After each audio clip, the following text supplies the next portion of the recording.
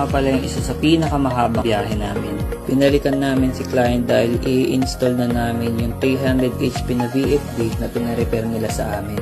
Kinailangan na marami kami sa project na to dahil bukod sa malaki at matitigas yung wire, hindi rin biro yung bigat ng VFD na isasampa namin. Medyo hapon na nga rin pala kami dumating kaya pagdating namin, simula agad na kami magtrabaho dito. Inabuti ni client na ipa-repair yung VFD na to dahil anytime magkaroon ng problema yung soft starter ay meron na agad silang VFD na pwedeng magamit.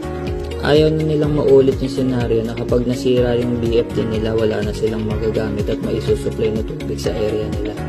Pinasampa ko na si paring Lloyd dyan dahil mahigit 30 minutes na hindi pa rin namin maikapit yung VFD.